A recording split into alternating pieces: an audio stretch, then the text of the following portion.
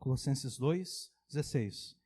Portanto, ninguém vos julgue ou pelo comer, ou pelo beber, ou por causa dos dias de festa, ou da lua nova, ou dos sábados, que são sombra das coisas futuras, mas o corpo é de Cristo. Ninguém vos domine a seu arbítrio com pretexto de humildade e culto dos anjos, envolvendo-se em coisas que não viu, estando em vão inchado na sua carnal compreensão, e não ligado à cabeça, da qual todo o corpo, provido e organizado pelas juntas e ligaduras, vai crescendo em aumento de Deus, vai crescendo o crescimento produzido pelo próprio Deus. Amém. Até aqui a palavra de Deus. Você sabia que no Brasil se encontra um dos maiores mercados de produtos pirateados do mundo? Lá na América Latina, o Brasil é o maior mercado de produtos pirateados. Esse mercado ilegal de produtos falsificados, ele tem dois tipos de clientes. O primeiro cliente é aquele que o cara sabe que ele não tem dinheiro para comprar o produto original. Então ele pensa, quer saber, eu vou comprar o produto falso, eu vou comprar o produto pirateado. Ele vai lá e compra. O segundo tipo de cliente é aquele que compra o produto pirateado sem saber. Ele não sabe que está comprando um produto falso. Ele pensa que está comprando um produto original por um preço promocional. Além de causar prejuízos ao fisco, esse mercado de produtos falsificados causa prejuízo também ao consumidor. Porque quer queira ou não, a qualidade do produto é inferior. Mesmo que a pessoa conscientemente vá lá e compre o produto pirateado, ela sabe que ela está comprando um produto falsificado, e ela está pagando um preço menor por isso, ainda assim a qualidade daquele produto falsificado não condiz com o preço que ela está pagando. E nesses casos, aquele ditado que diz que o barato sai caro, é verdadeiro. Porque a pessoa está desperdiçando o pouco dinheiro que ela tem num produto de baixa qualidade, que não vai funcionar, ou se funcionar, vai funcionar por pouco tempo. Ela vai ter que gastar com manutenção, provavelmente a manutenção vai custar mais caro do que o valor que ela pagou, ela vai ter que comprar um outro produto, falsificado de novo, ou então ela vai ter que guardar um pouquinho mais de dinheiro para conseguir comprar o produto original. E se a pessoa que conscientemente paga pelo produto falsificado é lesada, quanto mais lesado é a pessoa que pensa que está comprando o produto original por um preço promocional. Ocorre que no Brasil nós não encontramos apenas este mercado de produtos piratas. No Brasil nós encontramos um mercado também de espiritualidades falsificadas. Saúde. De nada. Não é apenas de produtos falsificados que vive o Brasil.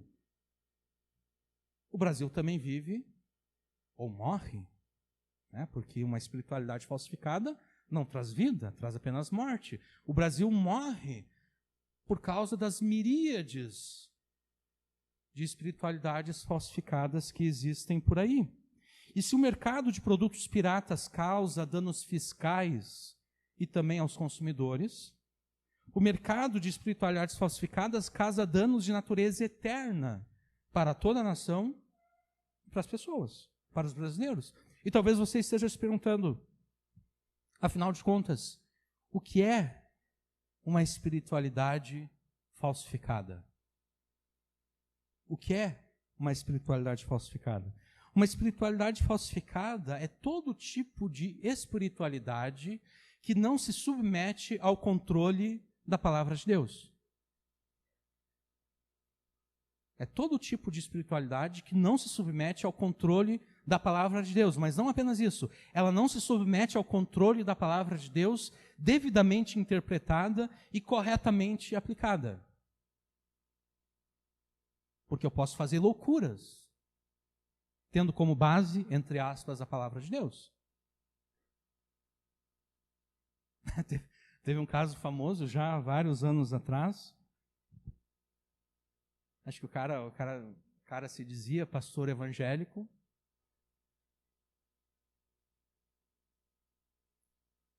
E o cara convenceu um casal de que ele, o pastor, deveria ter um caso com a mulher, a mulher ali. A mulher era casada com outro homem, mas ele convenceu o casal que ele, pastor, deveria ter um caso com aquela mulher.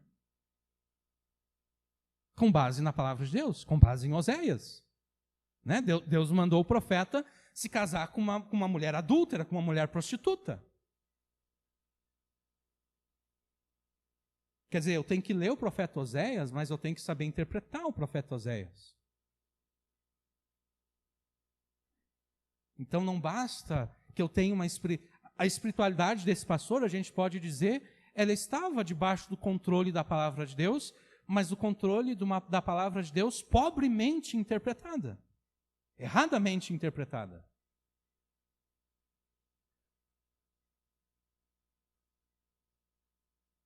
Então, repetindo aqui, uma espiritualidade falsificada é todo tipo de espiritualidade que não se submete ao controle da palavra de Deus devidamente interpretada e corretamente aplicada.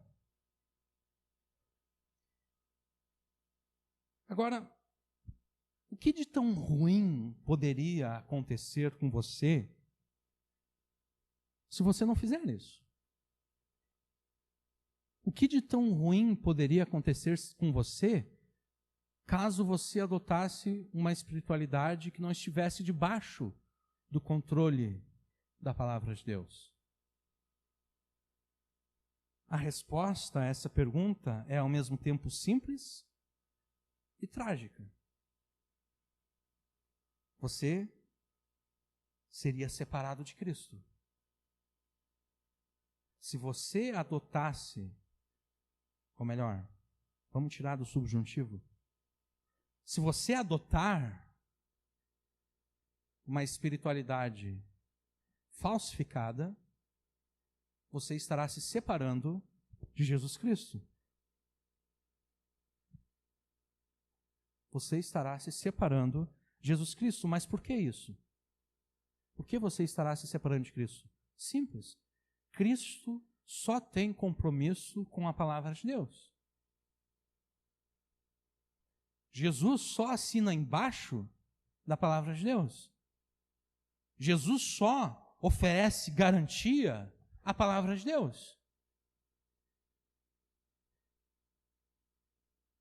Completando o pensamento de antes, Cristo tem compromisso apenas com a palavra de Deus, devidamente interpretada e corretamente aplicada. O que significa que se você tentar se aproximar de Cristo, porque é isso que é a espiritualidade, nada mais é do que a tentativa de se aproximar de Cristo, a tentativa de se aproximar de Deus. Se você tentar se aproximar de Cristo com uma espiritualidade controlada por algo com o qual Cristo não tem compromisso nenhum, você estará desafiando o próprio Jesus. Você estará dizendo para Jesus: Jesus, eu não aceito a tua autoridade. Eu sei que o Senhor só tem compromisso com a palavra de Deus, mas eu não aceito isso. Eu não aceito.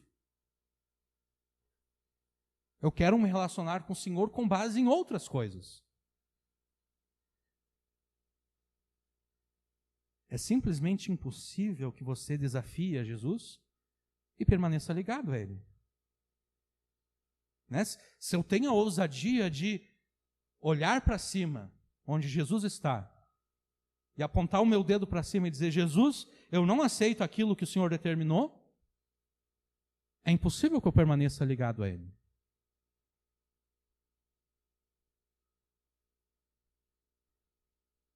E eu espero que você perceba que nós não estamos tratando aqui de coisas triviais, de coisas pequenas, de coisas sem importância, de coisas sem consequência, que não tem consequência nenhuma. Nós estamos tratando aqui da única conexão e do único relacionamento que pode trazer vida espiritual e crescimento espiritual. Afinal de contas, Jesus disse lá no Evangelho de João: sem mim, nada podeis fazer. Quer dizer, se eu perco essa conexão com Jesus, não existe mais nada para mim.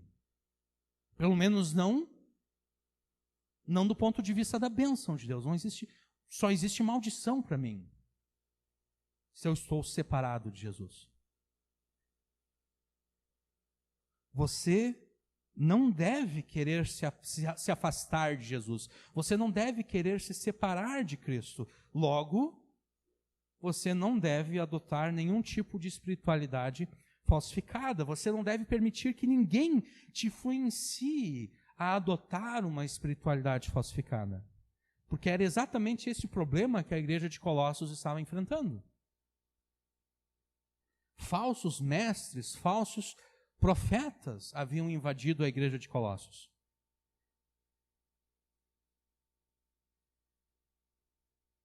E sob o pretexto de promover o crescimento espiritual dos crentes, tais falsos ministros, eles estavam incentivando os crentes a adotar exatamente uma espiritualidade falsificada. Eles estavam dizendo, olha, vocês precisam crescer espiritualmente. E a única solução para o crescimento espiritual é fazer isso e isso. E esse isso e isso que eles estavam incentivando era exatamente essa espiritualidade falsificada.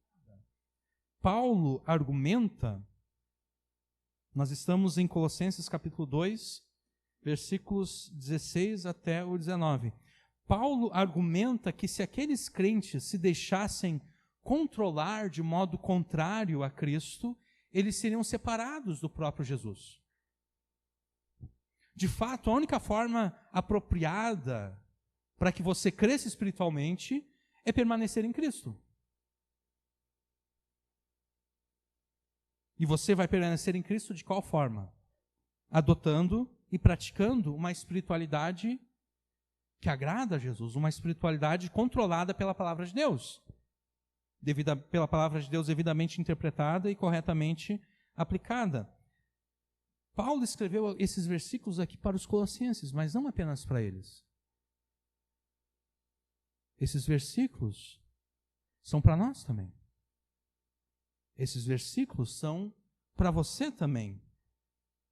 O Espírito Santo levou Paulo a escrever esses versículos aqui, essas palavras, para o teu benefício espiritual, para que você jamais se afaste, nem se separe de Cristo, para que você cresça espiritualmente. Então, não aceite falsificações.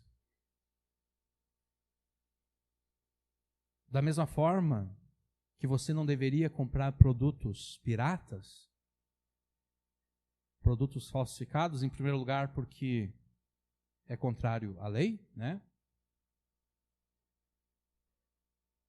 Em segundo lugar, Colossenses 2 nós estamos. Colossenses 2, versículos 16 até o 19. Assim como você não deve comprar produtos falsos, produtos pirateados, você não deve aceitar falsificações da única e verdadeira espiritualidade com a qual Jesus tem compromisso. Não permita, então, que ninguém te separe de Jesus. Porque esse era o perigo que os crentes colossenses estavam correndo. Se eles dessem ouvidos aos falsos profetas, aos falsos mestres, eles seriam separados de Cristo.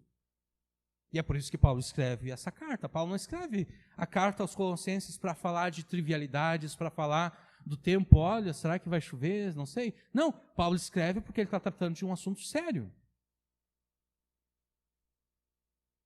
Todas as cartas de Paulo às igrejas são cartas que tratam de assuntos sérios, que tratam de coisas que, se não forem obedecidas, só vai restar a tragédia espiritual. Então, não permita que ninguém te separe de Cristo com espiritualidades falsificadas. Ouça a voz do Espírito Santo te chamando, enquanto a palavra de Deus é devidamente interpretada e corretamente aplicada nessa noite. E o que a voz do Espírito Santo te ordena? O Espírito Santo te ordena o seguinte: não permita que ninguém te separe de Cristo com espiritualidades falsificadas. Nós estamos no parágrafo dos versículos 16 até o versículo 19, né? E o ideal é que nós pregássemos nesses versículos aqui de uma única vez, numa única pregação. E no mundo perfeito nós conseguiríamos fazer isso. No mundo perfeito nós conseguiríamos pregar nesses 4 versículos aqui de uma vez só. Na verdade, no mundo perfeito nós conseguiríamos pregar em toda a epístola de Paulo aos Colossenses de uma vez só. Mas nós não vivemos um mundo perfeito. Nós não vivemos um mundo perfeito não por culpa de Deus, mas por culpa do pecado de Adão e pelos nossos próprios pecados. Neste mundo imperfeito em que nós vivemos, eu não consigo deixar de me ater a todos os detalhes da passagem. Eu sou alguém detalhista, eu não consigo analisar algo sem considerar os detalhes da passagem. Então é por isso que nesse mundo imperfeito a gente não vai conseguir ver esses 4 versículos de uma vez só. Na verdade, nós já pregamos nesses 4 versículos aqui. Há 2 semanas atrás, nós pregamos os versículos 16 e 17. Então o foco dessa noite será os versículos 18 e 19. Só que em vez de ir direto para os versículos 18 e 19, eu vou fazer uma rápida revisão aqui com vocês daquilo que foi dito na pregação passada. Com base nos versículos 16 e 17, nós afirmamos o seguinte: você não deve permitir que ninguém te afaste de Cristo com coisas insignificantes. A nossa pregação hoje diz, né? Não permita que ninguém te afaste de Cristo com espiritualidades falsificadas. Mas há 2 semanas atrás, nós falamos que você não deve permitir que ninguém te afaste de Cristo com coisas insignificantes. E nesse ponto, você deve estar se perguntando: o que são essas coisas insignificantes que podem nos separar de Cristo? Paulo faz uma lista delas no versículo 16. Ninguém vos julgue pelo comer ou pelo beber, ou por causa de dias de festa, ou da lua nova, ou dos sábados.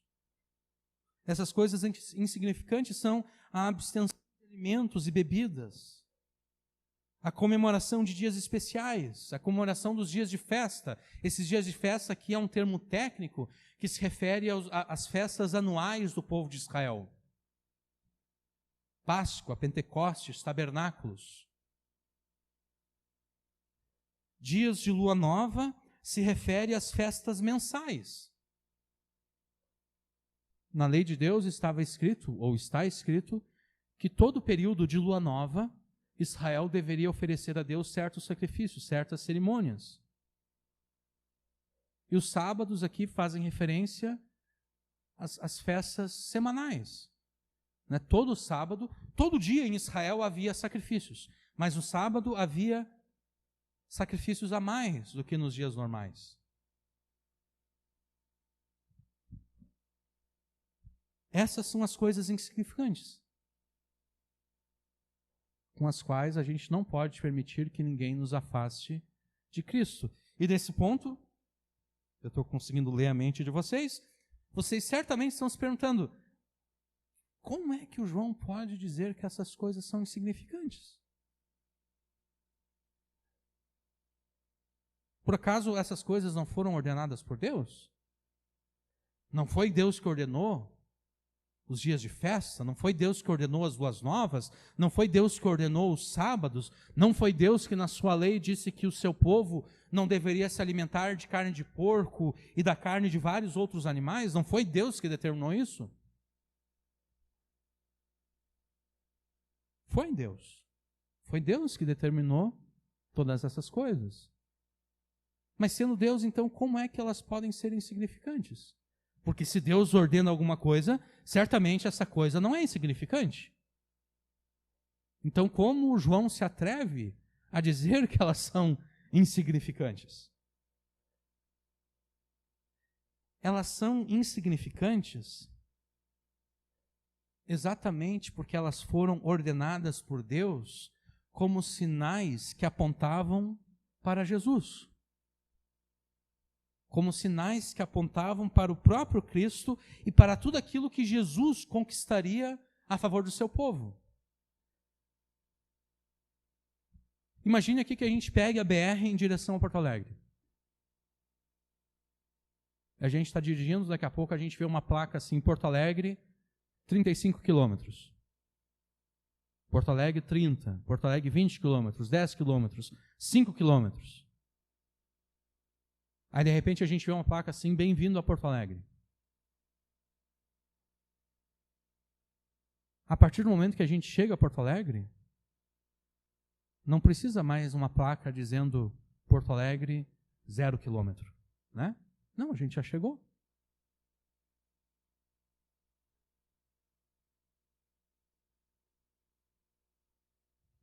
Da mesma forma, como essas coisas aqui foram ordenadas como sinais que apontavam para a vinda de Jesus, a partir do momento que Jesus veio, elas perdem o sentido de ser. Da mesma forma que uma placa que diz Porto Alegre 0 quilômetros perde o sentido de ser. Nós sabemos que estamos em Porto Alegre. Então é por isso que elas são insignificantes. Elas não são insignificantes em si mesmas, porque Deus as ordenou. Mas elas são insignificantes porque agora Jesus já veio. A razão da existência delas já aconteceu, já veio, já foi cumprido. É por isso, talvez vocês estejam chocados, mas nessa noite nós não temos nenhum animal aqui que será sacrificado a Deus. Cadê um animal? Deus ordenou que tenha animais. Não, Jesus já veio, né? Então os sacrifícios perderam a razão de ser.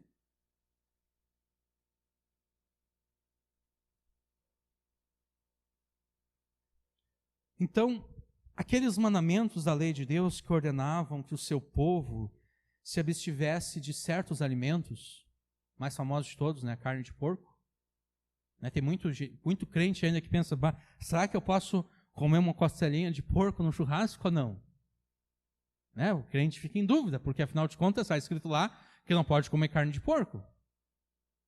Né? Esses mandamentos, então, da lei de Deus que ordenavam que o seu povo se abstivesse de certos alimentos, e aqueles outros mandamentos de Deus que ordenavam os dias de festa, como Páscoa, por exemplo, ou Pentecostes, ou tabernáculos, ou os dias de lua nova, ou os sábados, todos esses mandamentos eram como sombras produzidas pelo próprio Cristo. É isso que Paulo diz no versículo 17. Elas são sombras produzidas por Cristo. São sombra das coisas futuras. E o que é a coisa futura, senão o próprio Cristo? Eu traduzi aqui esse versículo da seguinte forma. Vou ler para vocês a minha tradução dos versículos 16 e 17, tá? Portanto, não permitais que ninguém vos censure e controle com relação a alimentos e bebidas, ou com relação a dias especiais, sejam eles de festa, luas novas ou sábados, pois todas essas coisas são sombras produzidas pela realidade que haveria de vir, e esta realidade é Cristo. A ilustração de Paulo aqui é a seguinte: Paulo está imaginando toda a humanidade, todos nós, enfileirados, né, numa fileira, de lado a lado, ombro a ombro, né, olhando para frente, todos nós sobre uma linha. Essa é a imagem que Paulo está desenhando aqui para nós. Toda a humanidade está assim, enfileirada, ombro a ombro, olhando para frente sobre essa linha. E atrás de nós, bem lá atrás, tem uma fonte muito forte de luz. E de repente, a gente vê à nossa frente uma sombra gigantesca. Uma sombra enorme. Difícil de distinguir. E a gente, uma coisa se interpôs entre nós e a luz. E a gente percebe que aquela sombra aos poucos vai ficando menor. Por quê? Quanto mais próximo a pessoa está da luz, maior é a sua sombra, né? Quanto mais ela se afasta da luz, a sombra vai diminuindo e a sombra vai ficando mais nítida. A gente percebe que a sombra vai ficando menor e vai ficando mais nítida. E cada vez menor, cada vez mais nítida.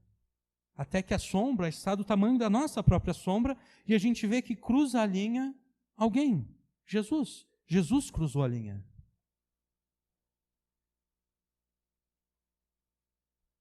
A Páscoa, tabernáculos, Pentecostes, os sacrifícios, as cerimônias, as leis dietéticas eram a sombra produzida por Cristo. Quer dizer, é através daquelas coisas, o povo de Deus poderia olhar para aquelas coisas e ver nelas Jesus. Elas não viam, o povo de Deus, Israel no Antigo Testamento, não via claramente, exatamente porque uma sombra, ela não é muito clara, né? A gente até consegue distinguir o formato do corpo da pessoa, mas a gente não consegue observar o rosto da pessoa numa sombra. Mas agora Jesus já veio. A gente não precisa mais olhar para a sombra para descobrir como Jesus é. Agora a gente pode olhar diretamente para Jesus.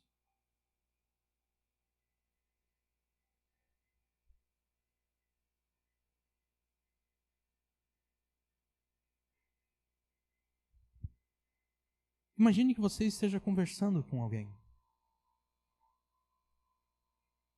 E quando a gente conversa com alguém, a gente olha nos olhos da pessoa. A gente está conversando, a gente olha nos olhos. Agora imagina que você está conversando com alguém e em vez dessa pessoa olhar nos teus olhos, ela está olhando para a tua sombra. Em vez de ela se dirigir a você, ela se dirige à tua sombra. Você se sentiria desconcertado, né? Você ficaria, peraí, o que está acontecendo aqui? Será que eu estou numa pegadinha? Será que tem alguma câmera escondida? Não, você se sentiria desconcertado, você se sentiria, de certa forma, desprezado. Você pensaria, peraí, eu estou aqui. Por que tu está olhando para a minha sombra no chão? Eu estou aqui.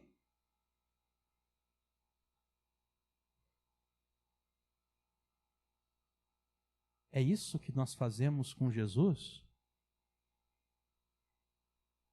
Quando depois de Jesus ter vindo, nós queremos nos apegar a essas coisas aqui.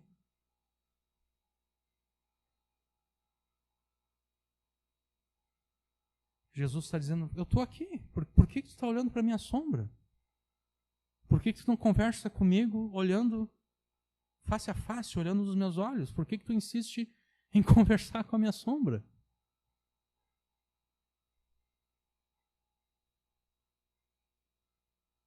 Todas as vezes que nós nos voltamos para esses mandamentos e cerimônias que eram simbólicos, que apenas apontavam para Jesus, todas as vezes que nós olhamos para essas coisas como se elas contivessem um segredo para o crescimento espiritual, nós estamos desprezando Jesus. Nós estamos negando a Jesus. Nós estamos traindo a Jesus. É como se nós estivéssemos dizendo a Jesus, Jesus, a tua vinda a este mundo de nada adiantou. A tua vida perfeita e justa,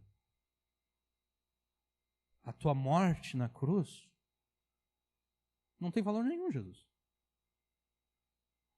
A tua ressurreição dentre os mortos, a tua ascensão aos céus para sentar-se à destra do Pai, nada disso tem valor nenhum. Eu não aceito isso.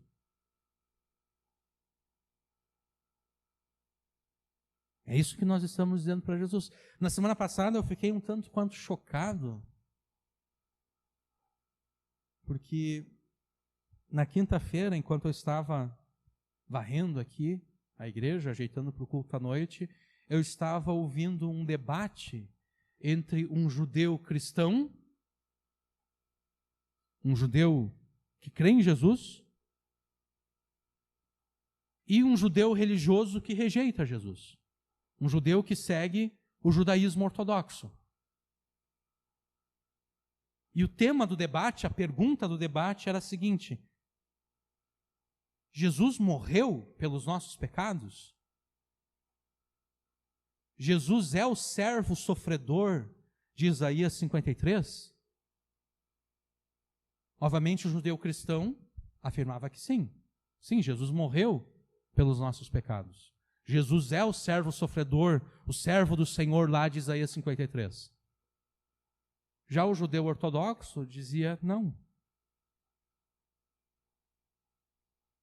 E o judeu ortodoxo, obviamente, ele não argumentava com base no Antigo Testamento, ele argumentava com base unicamente nas emoções. Ele disse: é impossível que alguém pague pelos pecados cometidos por Hitler. Né? Porque quando nós queremos exaltar a morte de Jesus e o poder salvador de Jesus, nós dizemos o quê? Se Hitler tivesse se arrependido, confessado os seus pecados e crido em Jesus, como diz a Escritura, até mesmo Hitler seria salvo. Quer dizer, esse é o poder do sangue de Jesus, esse é o poder da salvação conquistada por Jesus. Até mesmo alguém como Hitler poderia ser salvo. E esse judeu ortodoxo, ele dizia não.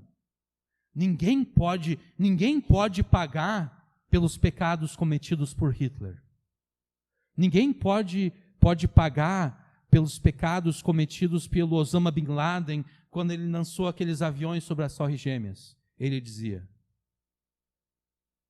Então o argumento dele era o seguinte: não, Jesus não morreu pelos nossos pecados, mas ele não ficou só aí. Ele continuou, ele disse: ainda que Jesus tivesse morrido, ainda que fosse verdade que Jesus tivesse morrido pelos meus pecados, eu não aceitaria. Eu rejeitaria a morte dele pelos meus pecados. E quando eu ouvi isso, eu fiquei chocado. Só que é exatamente a mesma coisa que nós dizemos para Jesus quando nós nos voltamos para essas coisas insignificantes agora. Eu estou olhando para Jesus e eu me junto àquele judeu ortodoxo incrédulo e eu digo: Jesus, eu não aceito a tua morte.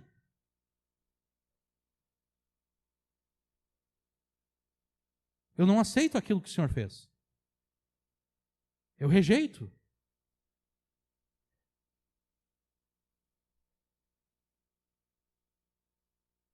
Então, todas as vezes que nós nos voltamos para esses mandamentos cerimoniais e simbólicos, como se eles contivessem um segredo para o nosso crescimento e desenvolvimento espiritual, nós estamos desprezando a Jesus, nós estamos negando a Jesus.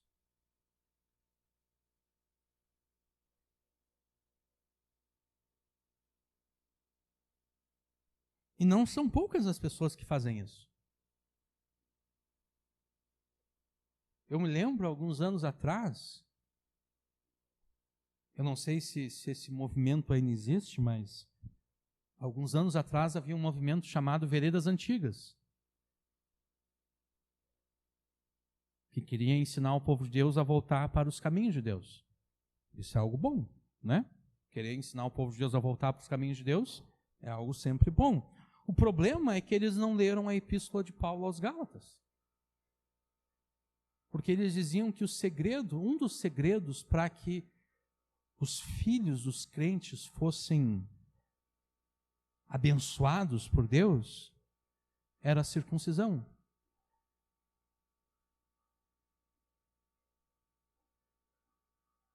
E daí logo que eu ouvi isso, eu pensei: tá, vocês não leram Gálatas, né? Paulo escreveu Gálatas exatamente porque as igrejas da Galácia saíram alguns lá de Jerusalém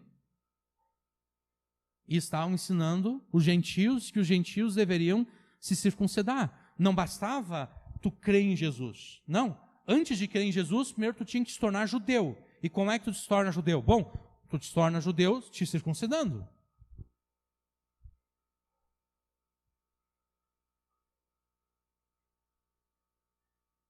Eu não sei se esse movimento ainda existe. Eu não sei se quem ensinava isso Já leu agora a Epístola de Paulo aos Gálatas? Talvez um devocional, eles caíram em Gálatas, eles perceberam, opa, não dá para continuar ensinando isso. Talvez tenha acontecido isso. O problema é que eles enganaram um monte de gente no meio do caminho.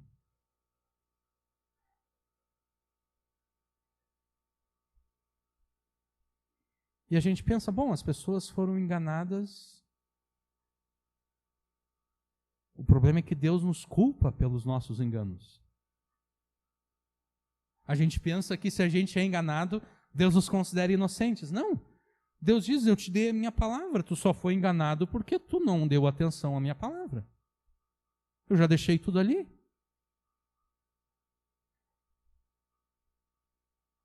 Nesse exemplo da circuncisão, Deus diria, olha, o Espírito Santo diria, olha, eu esperei Paulo a escrever 6 capítulos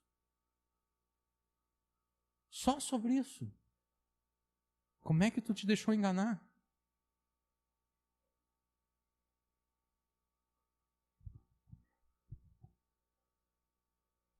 Todas as vezes que nos voltamos para esses mandamentos, essa é a última vez que eu repito isso, todas as vezes que nos voltamos para esses mandamentos cerimoniais e simbólicos, como se eles contivessem segredo para o nosso crescimento e desenvolvimento espiritual, nós desprezamos a Jesus, nós negamos a Cristo. Aí aqui surge um outro problema, porque quando eu digo isso, talvez alguns pensem, bom, então quer dizer que todos os mandamentos da lei de Deus que constam no Antigo Testamento, então todos eles foram revogados. Nada daquilo que está no Antigo Testamento tem validade para nós. Esse é um erro.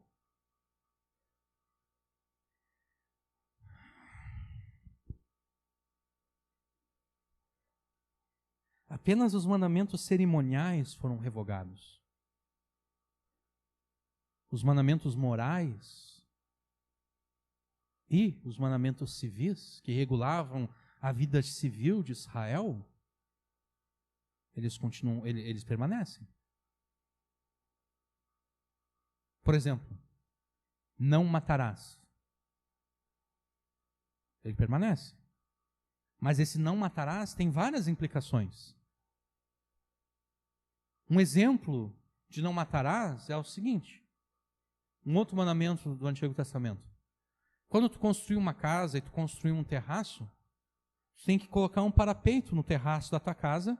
Em Israel, era muito comum as pessoas, no final do dia, subirem no terraço, porque era um ambiente muito quente, então as pessoas subiam no terraço para se refrescar no final do dia.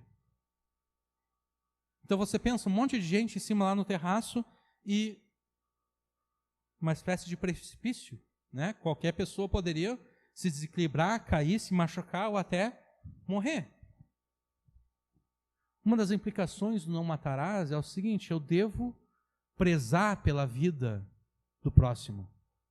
Eu jamais devo colocar em perigo a vida do próximo. Então, se eu vou construir uma casa com um terraço, eu tenho que colocar um parapeito ao redor para impedir que qualquer pessoa que esteja me visitando chegue ali perto, se desequilibre, caia lá embaixo e se mate ou se machuque. Aplicando para os nossos dias. A gente tem uma piscina em casa.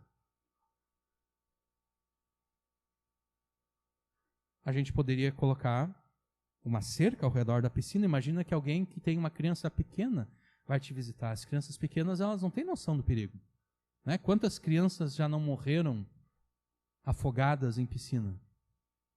Né? Então, quer dizer, a implicação do não matarás é o seguinte: eu tenho a minha casa, eu tenho ali uma piscina no meu terreno, eu tenho que de alguma forma proteger aquela piscina para que qualquer pessoa que esteja me visitando, qualquer criança que esteja na minha casa, seja preservada. Outra implicação: eu não posso sair com o meu carro tendo conhecimento de que o meu carro está com um problema. Por exemplo, eu sei que o meu carro tem um problema no freio. Eu não posso sair com o meu carro para fora da garagem. Porque eu vou estar não apenas colocando a minha vida em risco, eu vou estar colocando a vida dos outros em risco.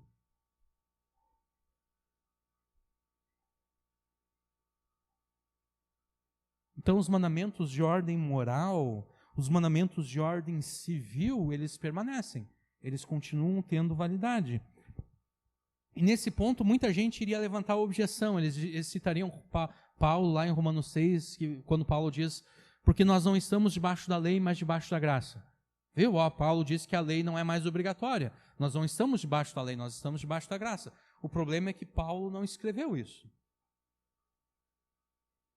E quando eu digo que Paulo não escreveu isso, eu quero dizer que Paulo não escreveu apenas isso.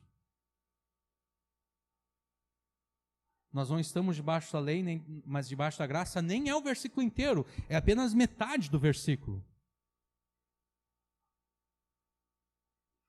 O restante do versículo é, portanto, o pecado não terá domínio sobre vós. E o que é o pecado, senão a desobediência à lei de Deus? Paulo diz que ele não conheceria pecado se a lei não dissesse, não cobiçarás. A mentira só é pecado porque Deus diz, não prestarás falso testemunho. Então, quando Paulo diz, não está debaixo da lei, mas debaixo da graça, Paulo não está dizendo que nós não devemos mais obediência à lei. Paulo está dizendo, dentre outras coisas, que a maldição da lei não recai mais sobre nós, porque a lei tem as bênçãos, né? Se a gente for ler lá em Deuteronômio, tem as bênçãos da aliança e tem as maldições da aliança. Aquele que obedecia 99,999% da lei, ainda assim, a maldição da aliança recairia sobre ele, porque maldito é todo aquele que não permanece em todas as coisas que estão escritas no livro dessa lei. Ou seja, maldito é todo aquele que não obedece 100% de tudo aquilo que está na lei.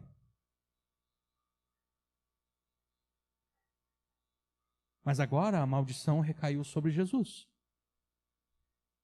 A maldição veio sobre Jesus. Então agora não há mais maldição sobre nós. Não há mais condenação para aqueles que estão em Cristo Jesus.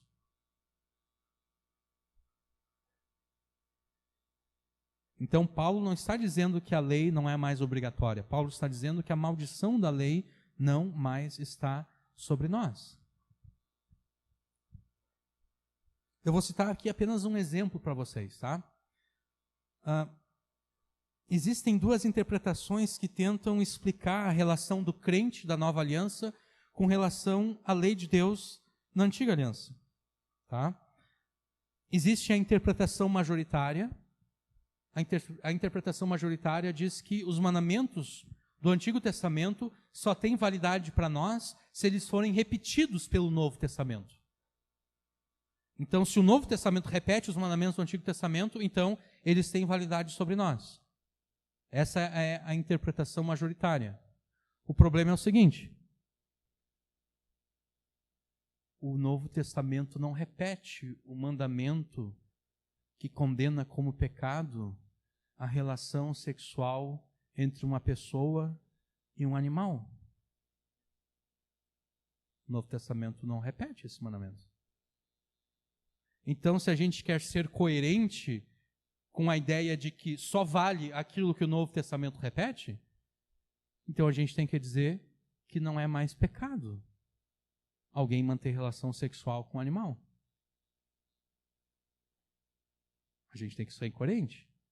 Agora, instintivamente a gente sabe que isso está errado, né? Instintivamente a gente sabe, não é possível que Deus agora considere que está tudo bem uma pessoa manter relação com um animal.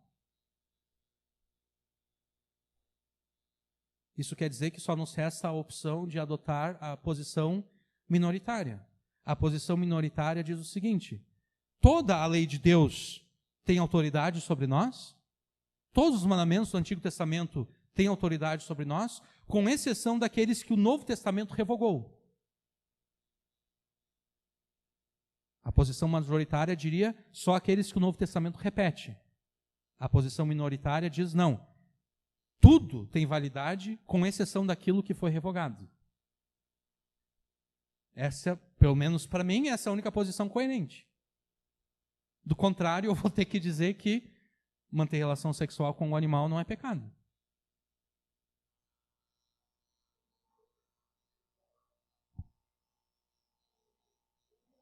Sim, por exemplo, em Mateus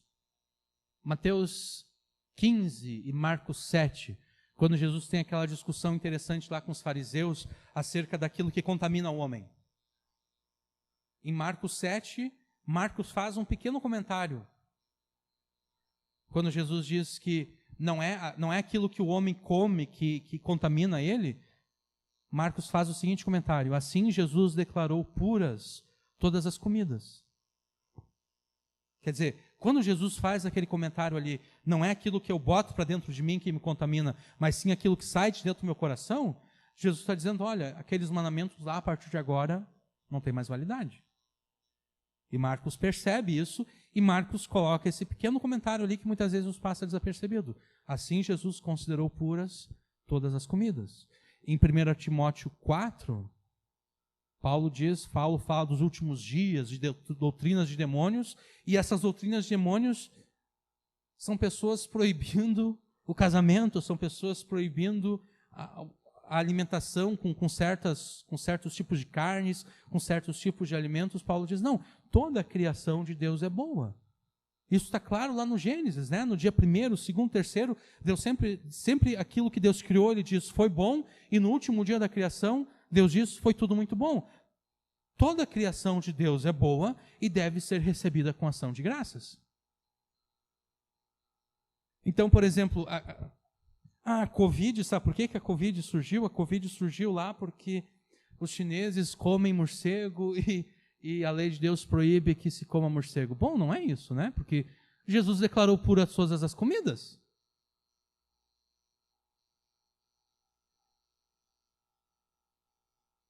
Então não foi porque os chineses comem morcego que surgiu, né? Porque eu vi pastores falando isso.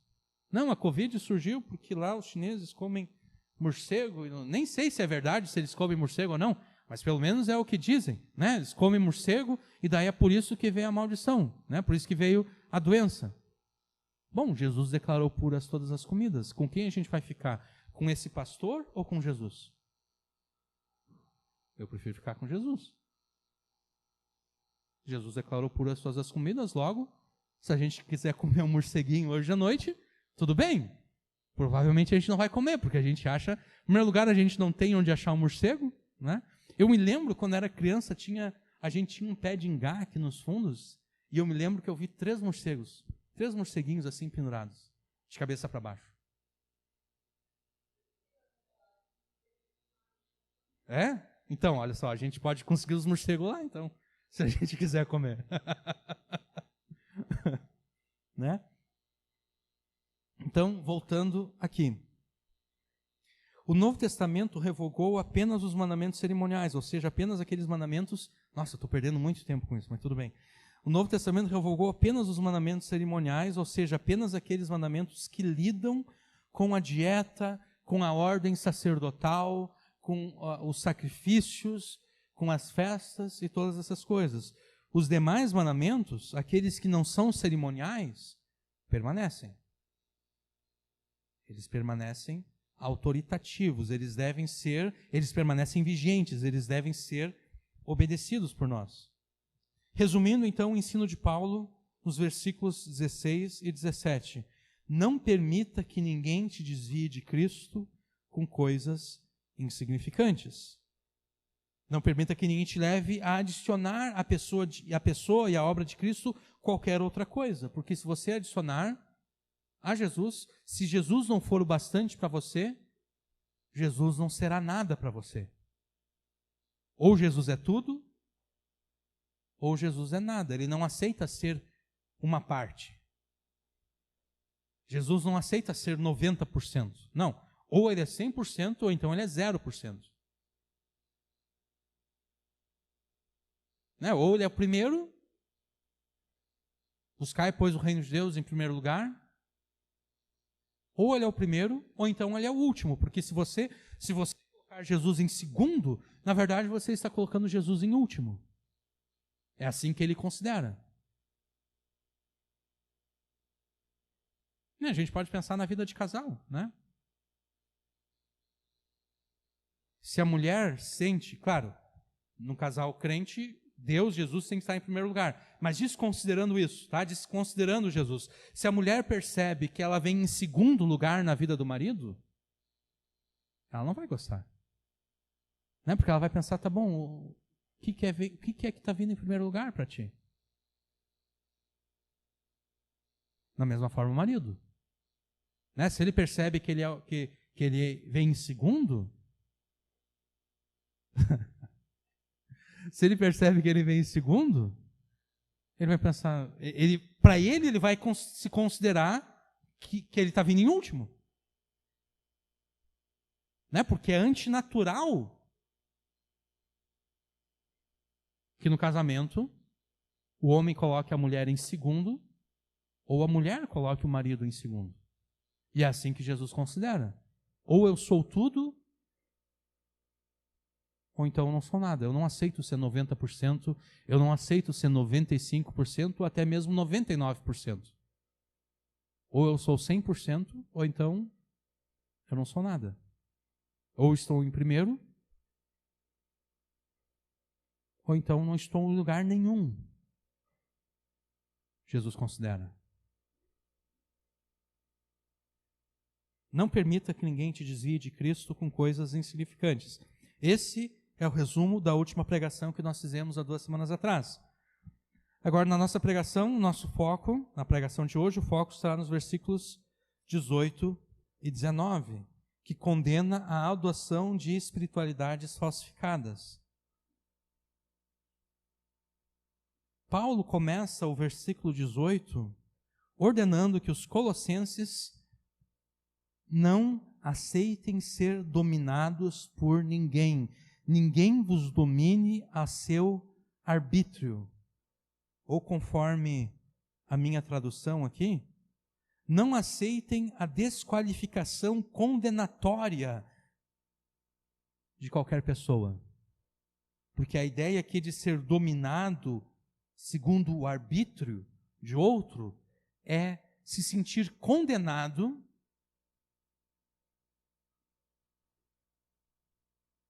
e então se sentir inadequado, se sentir desqualificado. A pessoa de tal forma, ela se relaciona contigo, ela fala contigo de tal forma que você se sente desqualificado, você se sente condenado por aquela pessoa. Paulo diz, não aceitem a desqualificação condenatória daquele que se deleita numa pretensa humildade e culto oferecido aos anjos. Os imperativos de Paulo são interessantes. No versículo 8, Paulo diz, certificai-vos de que ninguém vos escravize por meio de cosmovisões vazias e enganosas. Paulo diz, é responsabilidade de vocês que vocês não se deixem escravizar por ninguém.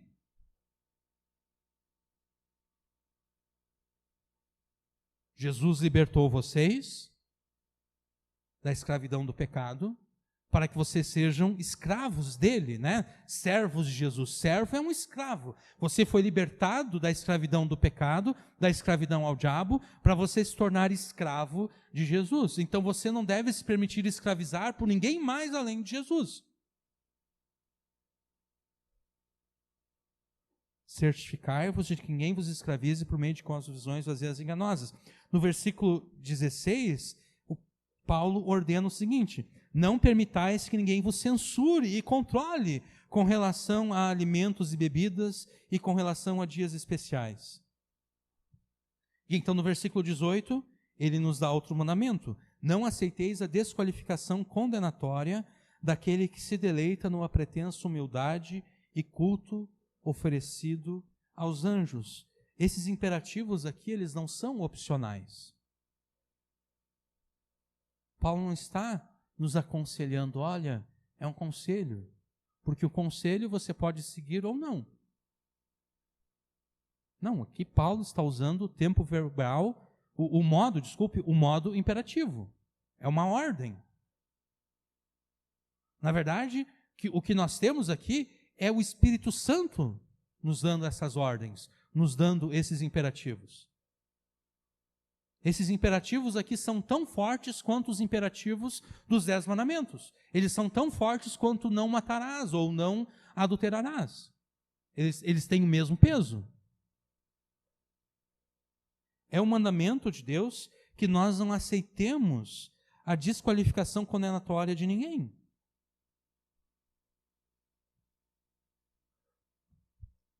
Toda a pessoa e toda a igreja que adota uma espiritualidade falsificada, essa pessoa, essa igreja, ela aparenta uma certa humildade. Mas essa humildade é apenas uma fachada. É uma fachada que esconde a prepotência, que esconde a arrogância.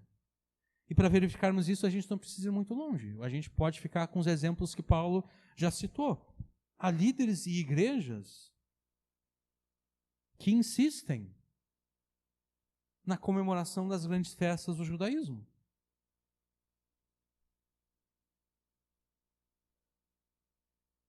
Líderes e igrejas que insistem, não, a gente tem que comemorar a Páscoa, a gente tem que comemorar o Pentecostes, a gente tem que comemorar o Tabernáculos.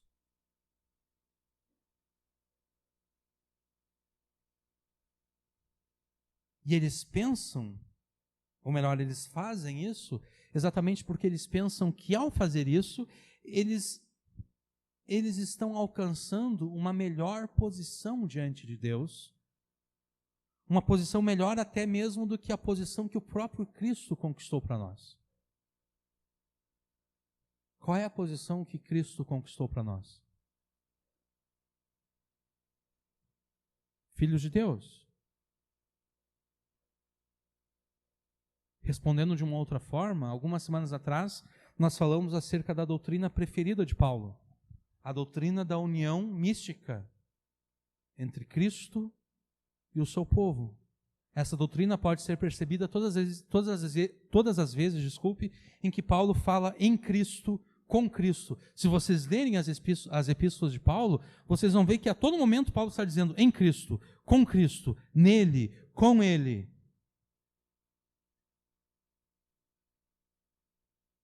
Então a gente encontra coisas como nós estamos crucificados com Cristo. Nós estamos enterrados com Cristo, sepultados com Cristo. Nós estamos ressuscitados com Cristo. Nós estamos assentados com Cristo nos lugares celestiais. Porque pela doutrina da união mística entre Cristo e o seu povo, nós estamos ligados a Cristo em todos os eventos da redenção.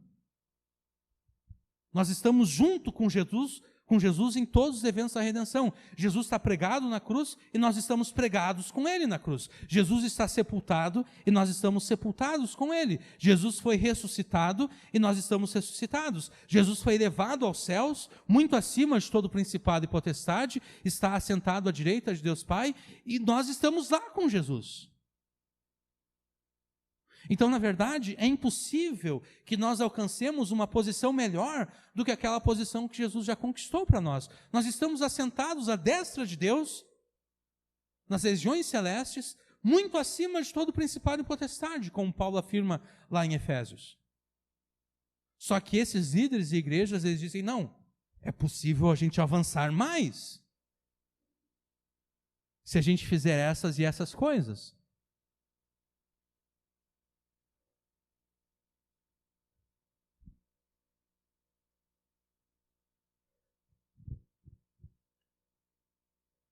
E esses líderes, eles transparecem uma certa humildade religiosa. Eu já vi líderes que ensinam isso, e tu ouve eles falando, eles transparecem uma humildade, realmente.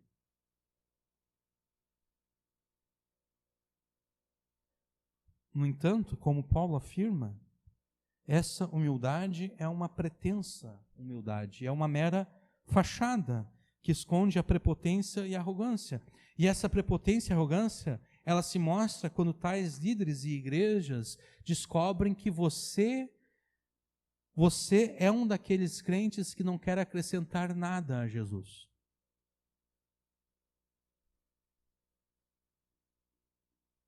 Quando eles descobrem que você é um daqueles crentes que quer adotar uma espiritualidade controlada pela palavra de Deus, devidamente interpretada e corretamente aplicada. Quando eles descobrem isso, eles te olham de cima a baixo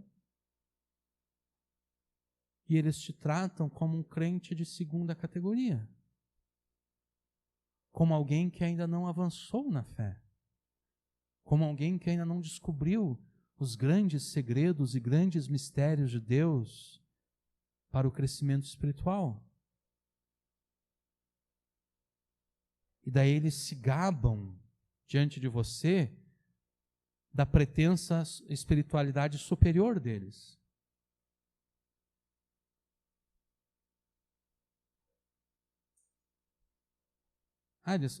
Não, lá na nossa igreja, quando a gente comemora a Páscoa, quando a gente comemora a festa dos pães ázimos, né, que eram 7 dias, a pessoa faz questão de falar isso para pisar em ti, para dizer, olha, o teu cristianismo é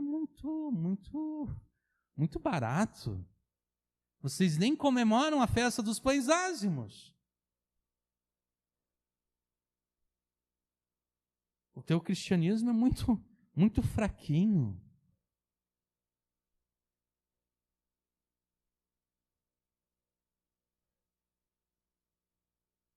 E se a tua fé em Jesus for sincera, mas não for muito forte,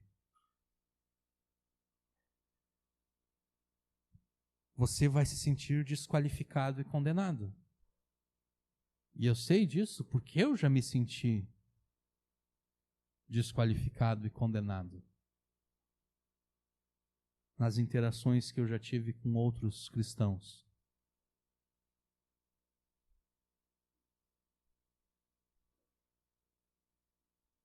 Daí você pensa, poxa vida, realmente, né?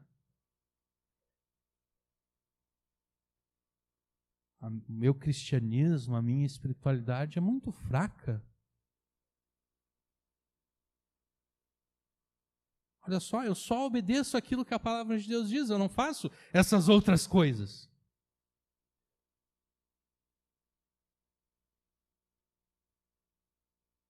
E daí a gente pensa que a gente está mal diante de Deus e que a gente está perdendo coisas da parte de Deus.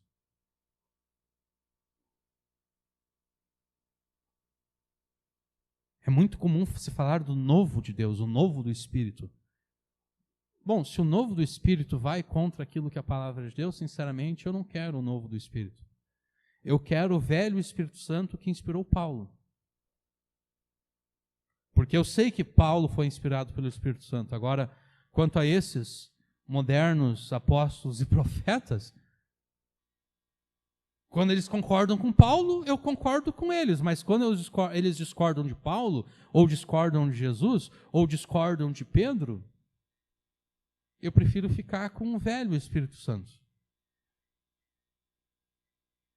Há tempos atrás eu vi um suposto apóstolo moderno dizendo que se ele tivesse a oportunidade de conversar com Pedro, ele diria para Pedro, Pedro, naquela epístola tua ali, tu pegou um tanto quanto pesado aqui, né? Ele falou, eu queria falar com Pedro de apóstolo para apóstolo.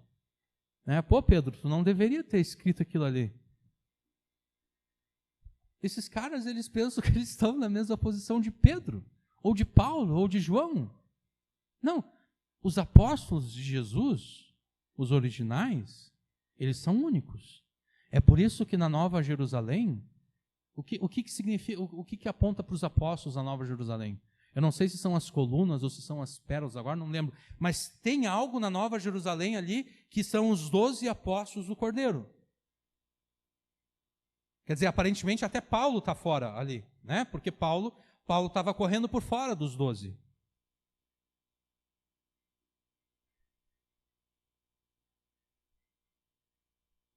Não. Não permita que ninguém te faça se sentir inferior.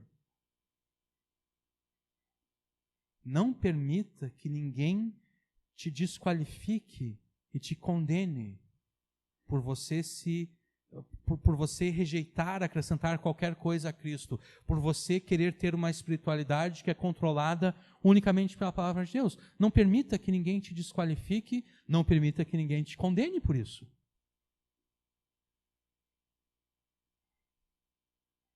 Jamais pense que você está perdendo algo de Deus por submeter a tua espiritualidade à palavra de Deus, ao controle da palavra de Deus, porque você não está perdendo nada.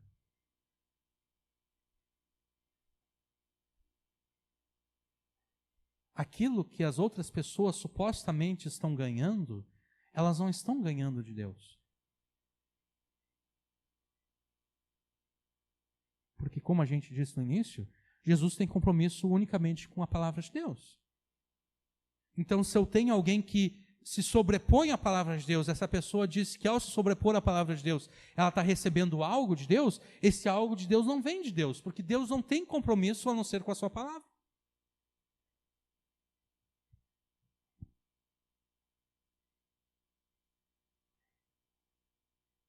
Então, jamais pense que você está perdendo algo de Deus por submeter a tua espiritualidade ao controle da palavra de Deus. Não, quando você faz isso, quando você se submete ao controle da palavra de Deus, você está ganhando. E como você pode ter certeza que está ganhando? Você pode ter certeza que está ganhando exatamente porque você está se submetendo a Deus.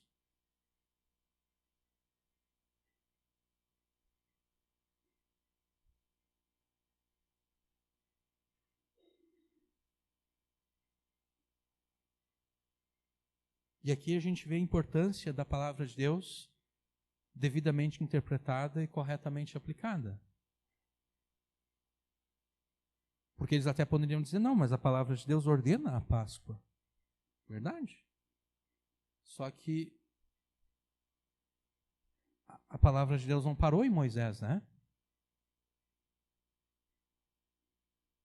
A palavra de Deus continuou. O próprio Moisés disse, vai se levantar um profeta semelhante a mim, aquele que vocês devem ouvir a ele. Se vocês não ouvirem a ele, vocês serão expulsos da comunidade do povo de Deus. Jesus veio, Jesus é o novo Moisés. Jesus é o profeta semelhante a Moisés, né? Moisés sai do Egito com o povo, passa pelo Mar Vermelho, perambula pelo deserto por 40 anos, e então sobe o Monte Sinai para receber a lei de Deus. A gente lê o Evangelho de Jesus. Jesus é chamado do Egito, Jesus é batizado nas águas, Jesus atravessa as águas, Jesus fica 40 dias no deserto, 40 anos no deserto, 40 dias no deserto. Aí, logo depois de ser tentado pelo diabo, 40 dias, logo depois de jejuar 40 dias no deserto, e então ser tentado pelo diabo, Jesus sobe a montanha e Jesus prega o seu sermão mais famoso, o Sermão do Monte. Jesus está recapitulando Moisés.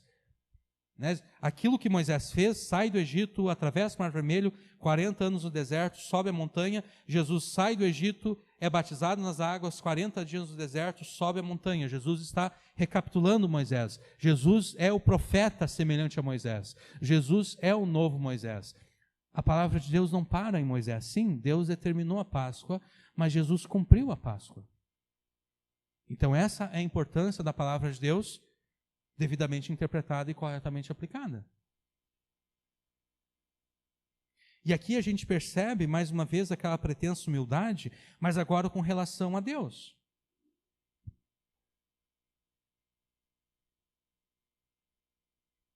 Essa arrogância com relação a Deus. Porque eu digo para Deus, Deus, eu não aceito aquilo que o Senhor fez em Jesus. Eu não aceito.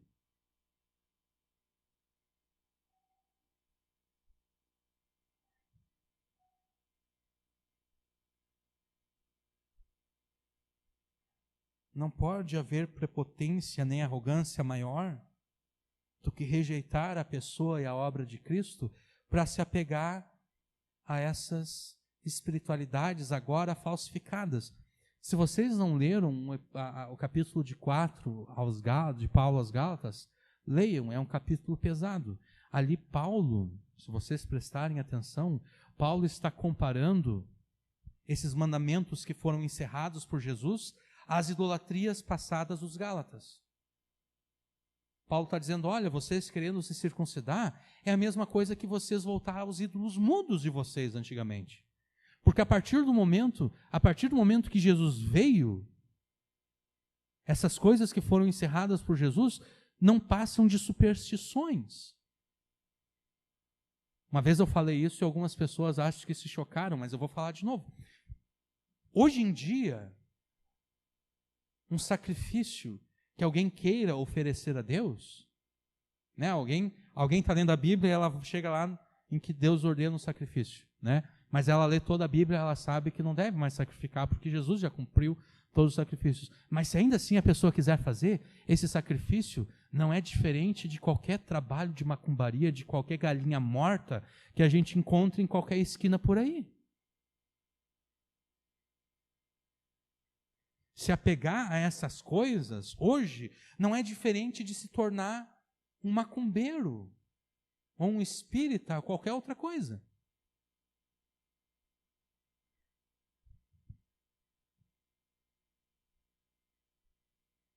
Não pode haver, então, maior prepotência nem arrogância maior do que rejeitar a pessoa e a obra de Cristo pela adoção de uma espiritualidade idólatra, uma espiritualidade não controlada pela palavra de Deus, devidamente interpretada e corretamente aplicada.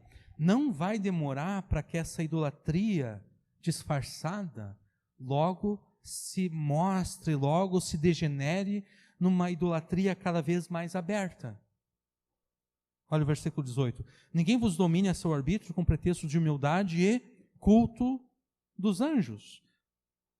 A expressão usada por Paulo aqui, culto dos anjos, ela deve ser entendida como culto aos anjos. Né? A preposição por Paulo ali, usada por Paulo, pode ser tanto de, como também aos anjos. Culto oferecido aos anjos. Os falsos mestres que tinham invadido a igreja de Colossos, eles tomavam parte nesses cultos oferecidos aos anjos. E eles queriam que os crentes de Colossos fizessem o mesmo. Que eles tomassem parte nesse culto idólatra, nesse culto oferecido aos anjos. Mesmo séculos depois de Paulo ter escrito essa carta aqui, na região de Colossos ali, havia grupos religiosos que adoravam anjos, que ofereciam orações a Gabriel, a Miguel. Isso muito antes de surgir o catolicismo como nós conhecemos hoje.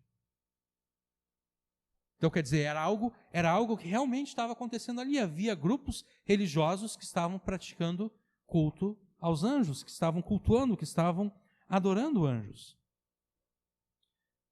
E agora você está pensando, tá bom, mas dificilmente hoje um cristão poderia ser convencido a participar de um culto claramente idólatra.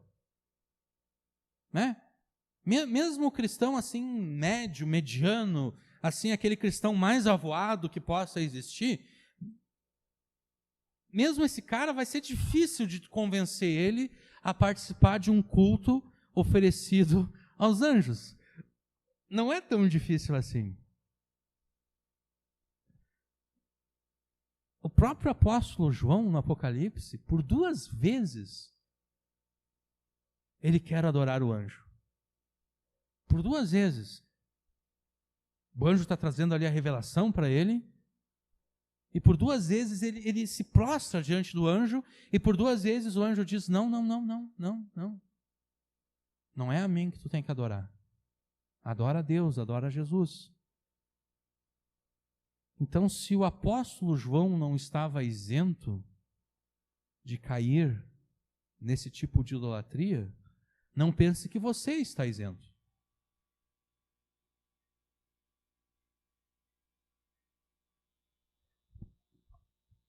Eu não sei se essa prática continua, mas uma certa denominação evangélica fazia cultos para trocar o anjo dos crentes. Não sei se vocês se lembram disso, a Universal do Reino de Deus.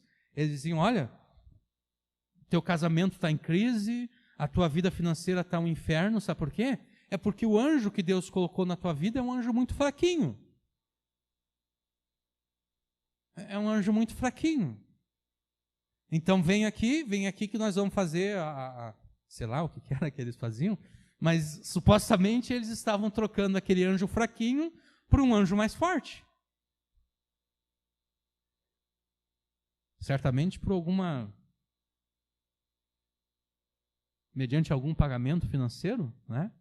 Era trocado o anjo. Isso é culto aos anjos, entendeu? Porque se eu estou enfrentando alguma crise, algum problema, não é ao anjo que eu tenho que me dirigir. Não, é a Deus. As minhas orações, as minhas petições, as minhas lágrimas, o meu choro, o meu desespero devem ser oferecidos a Deus. Quando eu coloco o foco no meio pelo qual Deus talvez vá me ajudar, que é o anjo, né? O escritor de Hebreus diz que os anjos são espíritos ministradores enviados por Deus a favor daqueles que vão gerar a salvação. Quando o meu foco está no meio pelo qual Deus vai me salvar, e não no próprio Deus, eu me torno idólatra.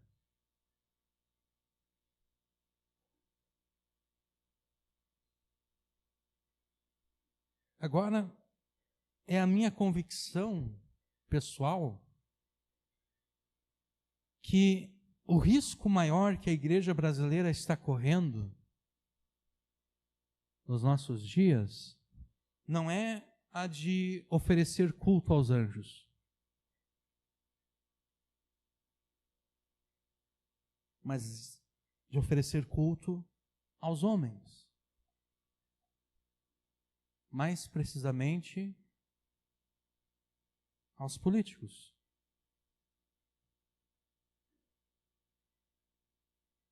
Nosso problema no Brasil não é tanto o culto aos anjos, é o culto aos homens, culto aos políticos, culto aos supostos heróis e salvadores da pátria, aqueles que vão nos salvar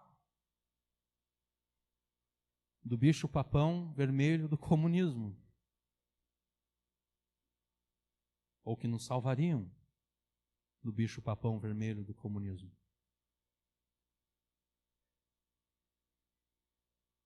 Eu não sei se fui eu que criei esse termo ou não, mas de qualquer forma eu nunca vi alguém usando isso. Talvez alguém tenha criado antes de mim, não sei. Mas em pregações passadas nós destacamos aquilo que eu chamei de idolatria política. Não é idolatria a Maria, não é idolatria aos santos, não é idolatria a Iemanjá ou qualquer coisa assim, não. É idolatria política. Essa ideia de que a única esperança de salvação que o Brasil tem está em determinado líder. Se não for ele, será um inferno na terra. Se não for ele, nós estamos perdidos.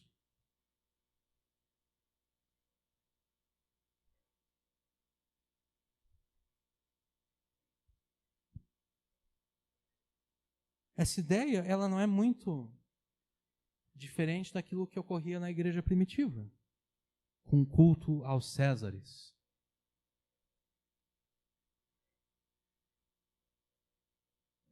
Diga, César é Senhor. Queime um pouquinho de incenso a César e vai estar tudo bem com você. O problema dos cristãos é que eles não poderiam dizer César é Senhor, porque Jesus é Senhor. E às vezes a gente não entende por que o problema, né? A questão é a seguinte, no grego, Senhor no grego é Kyrios. Tá? Essa palavra, ela tem implicações tanto religiosas quanto políticas. Kyrios, na tradução grega do Antigo Testamento, o Antigo Testamento foi escrito em hebraico, mas havia a tradução grega do Antigo Testamento, a Septuaginta. Tá? Na Septuaginta, toda vez que a palavra aparecia o nome de Deus, o nome sagrado de Deus, Yahvé, em hebraico, no grego era colocado como Kyrios. Kyrios, em grego, é o Yahvé em hebraico. O nome do próprio Deus, o nome do Deus da aliança. Quando os escritores do Novo Testamento estão escrevendo o Novo Testamento, que palavra eles escolhem para se referir a Jesus? Kyrios, Senhor. Então estava claro que os escritores do Novo Testamento estavam dizendo. Os escritores do Novo Testamento estavam dizendo, sabe o Yahvé, lá no Antigo Testamento? Era esse carpinteiro aqui, ó. Que quando atingiu os 30 anos começou a pregar e começou a fazer milagres e tudo, e daí foi crucificado por vocês, e ele ressuscitou dentre os mortos e subiu aos céus. Ele é Kyrios, ele é o Yahvé encarnado. E antes de subir aos céus, Kyrios, Jesus, o Senhor, disse, eu tenho todo o poder nos céus e na terra. Então, a expressão Jesus é Senhor, Kyrios, Jesus, ela implicava o seguinte, Jesus domina os céus e Jesus domina a terra. E daí os romanos chegavam e diziam para os cristãos, olha, César dizia, olha, eu não me importo se Jesus domina o céu. Eu não quero que Jesus domine sobre a terra. Então eu quero que vocês digam que eu sou Senhor aqui. Digam Kaiser Kyrios, César é Senhor. Os cristãos, não, a gente não pode dizer isso. A gente não pode negar o nosso Salvador, porque Ele mesmo diz, toda autoridade me foi dada nos céus, mas não apenas nos céus e na terra. Quando a gente adota essa ideia de que existem salvadores da pátria, a gente está negando a Jesus. Porque a gente diz, não, Jesus cuida da salvação das nossas almas. Jesus não cuida da salvação de nações. As nações são salvas por políticos, pecadores. Não foi isso que Jesus disse. Jesus disse, discipulai as nações.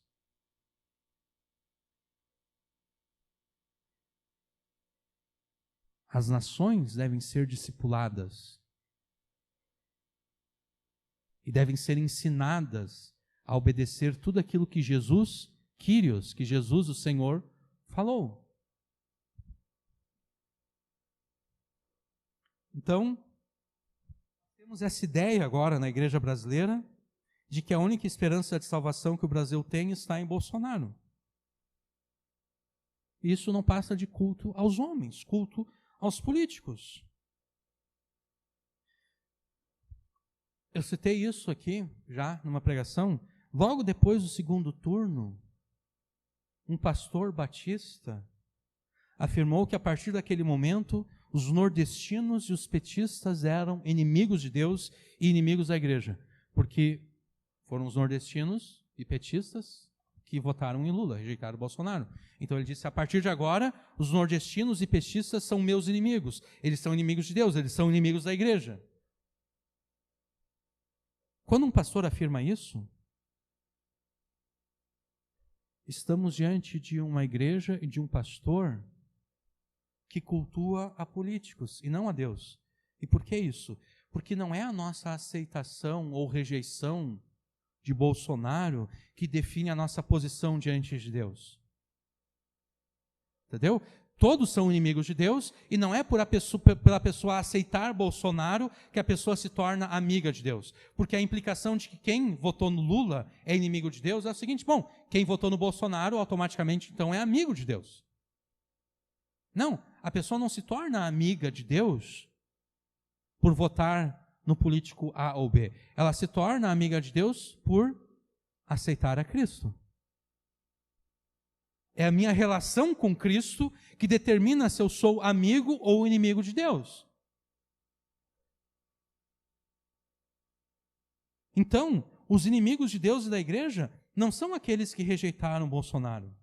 São aqueles que rejeitam a Cristo. Logo, tanto o Lula quanto o Bolsonaro são inimigos de Deus e da igreja, porque os dois rejeitam a Cristo.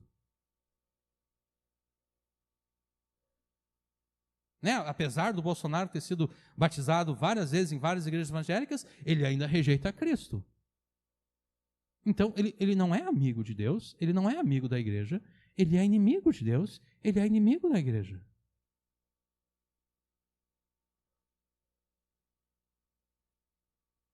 Ah, mas é melhor ter um inimigo que nos trate bem do que um que nos trate mal. Será mesmo?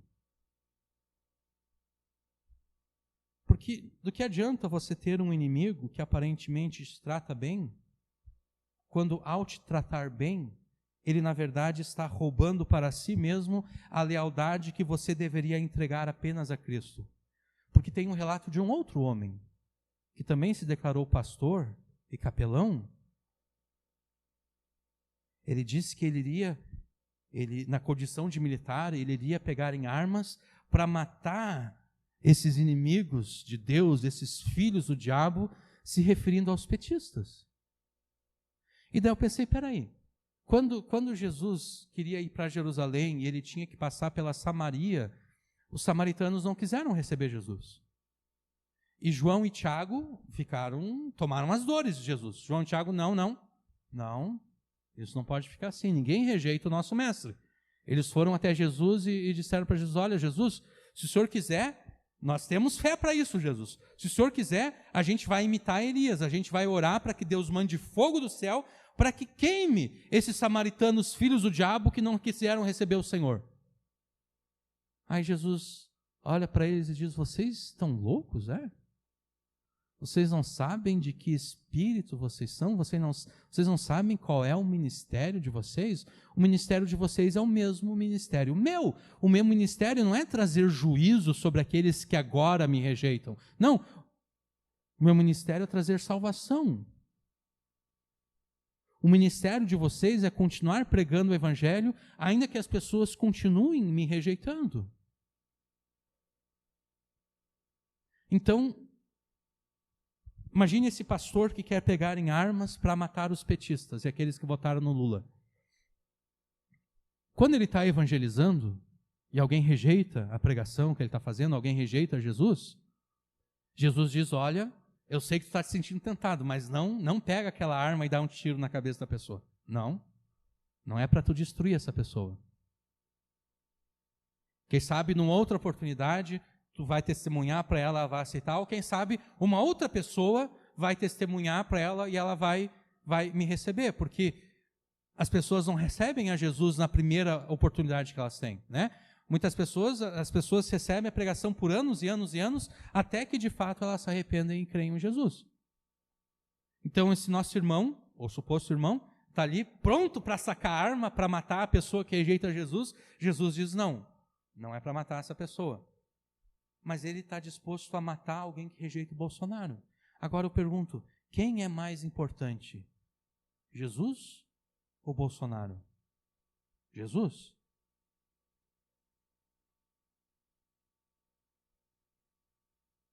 Quem é o Salvador do mundo? Jesus ou Bolsonaro? Jesus. Então por que tu está disposto a trair Jesus para matar em nome do Bolsonaro? Quem é o Senhor dos Exércitos?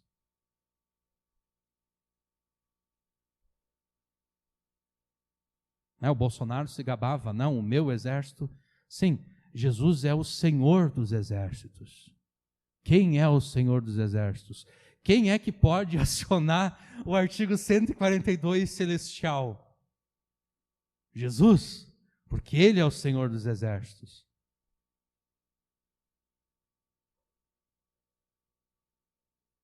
Por que esse homem estava buscando a destruição daqueles que rejeitaram Bolsonaro? Porque em vez de oferecer culto e adoração ao Deus verdadeiro, aquele pastor passou a oferecer culto e adoração ao Bolsonaro. Por isso que a lealdade dele virou. A lealdade dele não pertence mais a Jesus. A lealdade dele agora pertence a Bolsonaro.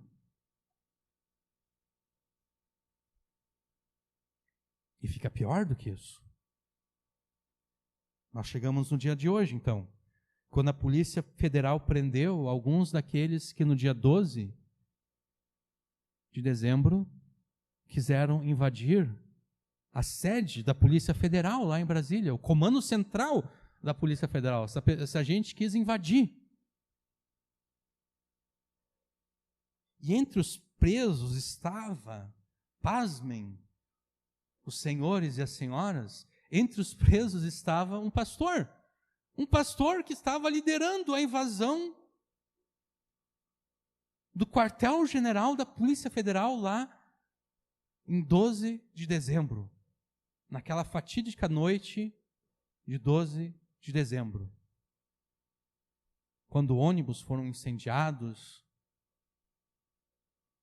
quase que derrubaram um ônibus lá para baixo.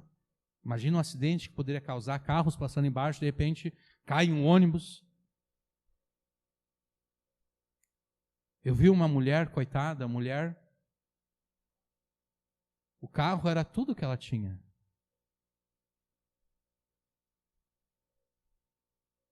E nem sei se a mulher ainda tinha terminado de pagar o carro, não tinha seguro nem nada.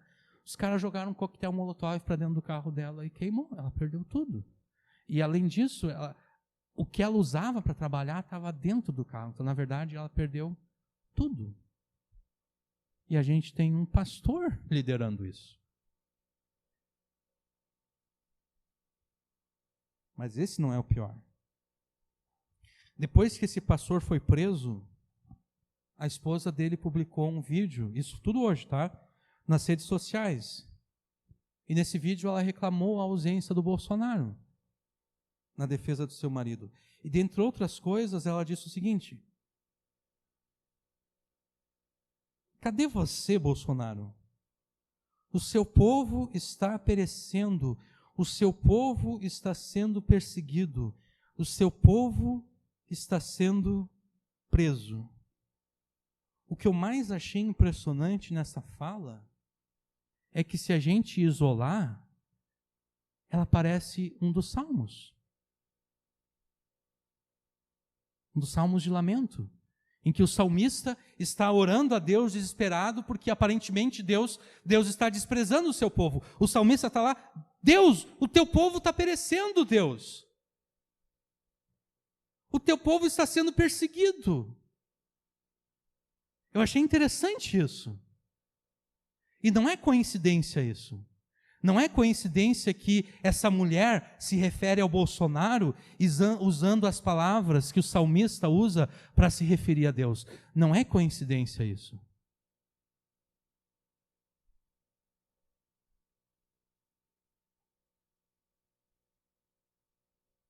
Se alguém que se diz crente, se alguém que se diz pastor, torna-se idólatra a ponto de trocar a sua lealdade, que antes pertencia a Jesus e agora pertence a Bolsonaro, e essa pessoa está disposta a cometer crimes,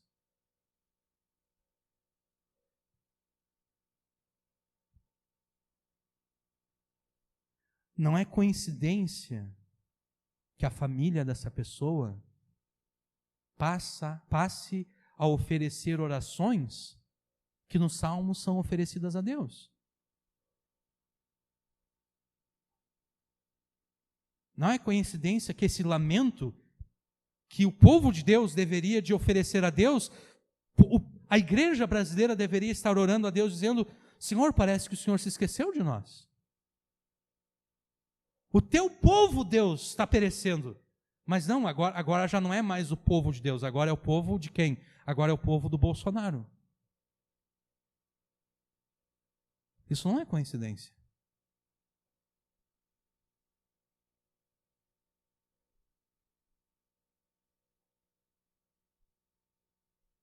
Nós estamos contemplando a história sendo feita. A história de parte da igreja brasileira caindo no pecado da idolatria. Nós estamos assistindo, infelizmente, nós estamos assistindo a história sendo feita. Daqui a 100 anos, os historiadores da igreja vão falar dos tristes anos da igreja brasileira entre 2018 e 2022, em que grande parte dela se tornou idólatra.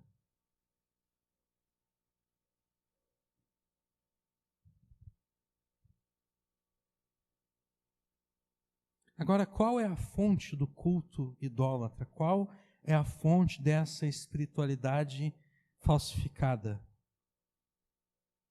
São as experiências místicas que não estão debaixo do controle da palavra de Deus. Nós continuamos no versículo 18. Envolvendo-se em coisas que não viu. É assim que nós temos aqui na nossa versão, né? Na Almeida Corrigida Fiel. Na minha tradução, eu coloquei da seguinte forma: se gabando de revelações. A nossa tradução coloca no negativo, coisas que não viu, mas na verdade os melhores manuscritos, o negativo está ausente. Então é por isso que eu preferi aqui colocar no positivo, né? Você não deve aceitar a desqualificação condenatória daquele que, com a finalidade de fundamentar essas práticas, qual prática? No caso aqui dos Colossenses, esse culto oferecido aos anjos, daquele que, com finalidade de fundamentar essas práticas, se gaba de supostas revelações, de supostas visões. Os dons do Espírito Santo, eles continuam, eles não foram descontinuados, eles continuam funcionando. Eles não cessaram com a morte dos apóstolos, pelo contrário, eles continuam disponíveis para o corpo de Cristo. Agora, não é à toa que um dos dons do Espírito Santo é chamado de discernimento de espíritos. Esse é um dos dons espirituais que Paulo cita lá em 1 Coríntios 12. Por que é necessário esse dom do discernimento de espíritos? Porque nem tudo aquilo que tem origem sobrenatural vem necessariamente de Deus. Só porque algo é sobrenatural, só porque algo assim é espantoso, não quer dizer que venha de Deus. Nós devemos julgar todas as coisas. Com base em quê? Com base na palavra de Deus. Isso quer dizer que eu não devo me deixar impressionar por ninguém que diz: Deus me revelou isso, Deus me falou aquilo, eu tive um sonho, Deus me deu um sonho. Eu não devo me deixar impressionar por ninguém que diz isso, e você também não deve se deixar impressionar por ninguém que diz isso. Não, você deve discernir aquilo que está sendo dito. É muito fácil eu dizer para vocês: Deus me falou isso, Deus me falou aquilo. A questão é, foi Deus mesmo que falou? Como eu posso saber que foi Deus mesmo que falou? Bom, em primeiro lugar, se aquilo que Deus supostamente falou para mim contraria a palavra de Deus, obviamente não foi Deus que falou comigo.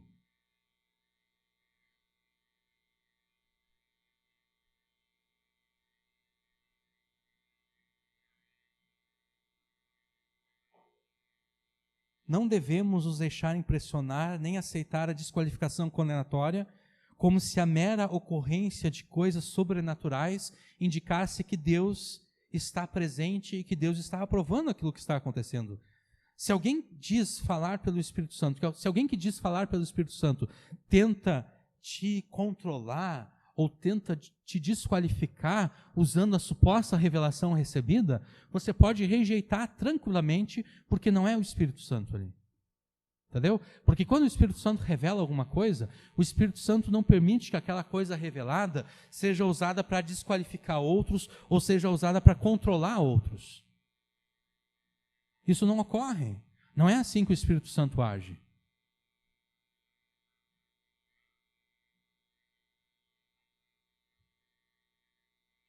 É interessante que até mesmo a idolatria a Bolsonaro é justificada com visões, sonhos e profecias. Né? Nunca se sonhou e profetizou tanto quanto nesses últimos 4 anos.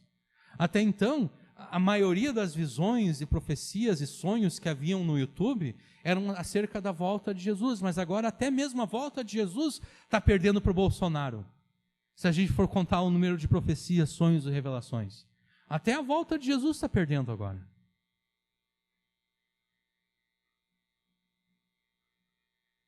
O resultado desse misticismo desenfreado, desse misticismo não controlado pela palavra de Deus, é a soberba. Estando em vão inchado na sua carnal compreensão. Na minha tradução aqui, estando ensoberbecido na sua mente carnal pela sua própria mente carnal. Não aceite a desqualificação condenatória daquele que, sem razão, está ensoberbecido na sua mente, nos seus pensamentos. A pessoa que rejeita Cristo e a palavra de Deus, essa pessoa acaba ensoberbecendo a sua mente. A sua mente fica soberba. E quanto mais soberba a mente daquela pessoa for, mais ela estará, ou melhor, menos ela estará disposta a ouvir a Cristo e a sua palavra. E então mais ela vai se ensoberbecer ainda. Então menos ainda ela estará disposta a ouvir a Cristo e a sua palavra. Ou seja, ela vai entrar num círculo vicioso. Ela vai entrar numa espiral de morte.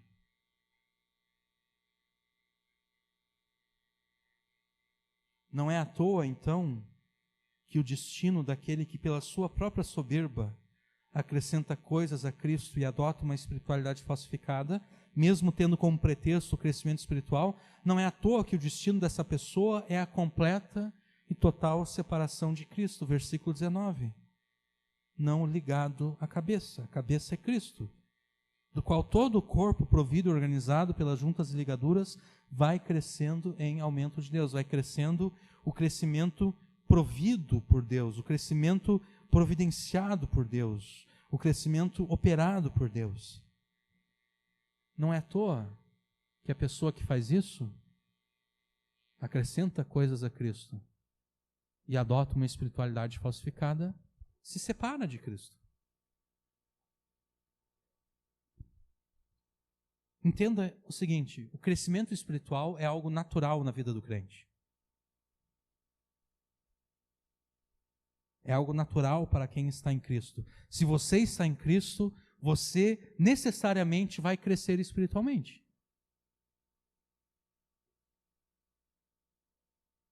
Se você não está crescendo espiritualmente, das duas uma. Ou você está enganado e você não está em Cristo, ou então você está em Cristo, mas você está caindo no erro de acrescentar coisas a Cristo e de adotar uma espiritualidade não controlada pelo próprio Cristo, não controlada pela palavra de Deus. Se você se enquadra em qualquer uma dessas circunstâncias, em qualquer uma dessas duas possibilidades, a solução é a mesma.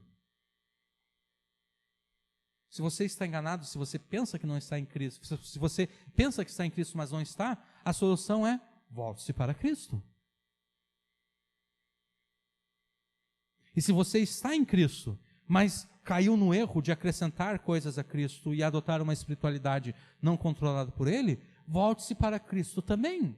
Rejeite as coisas que você acrescentou, rejeite essa espiritualidade falsificada e volte-se para Cristo e apenas para Ele. E o crescimento vai vir naturalmente. O crescimento vai vir de forma orgânica. O que é um crescimento orgânico? Você planta uma semente na terra,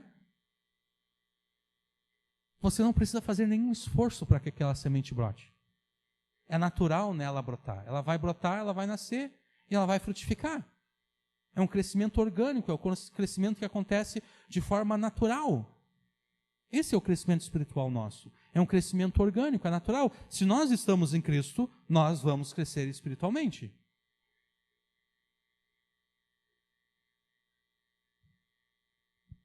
A única espiritualidade que nós devemos ter é a espiritualidade da fé que obedece todos os mandamentos de Deus.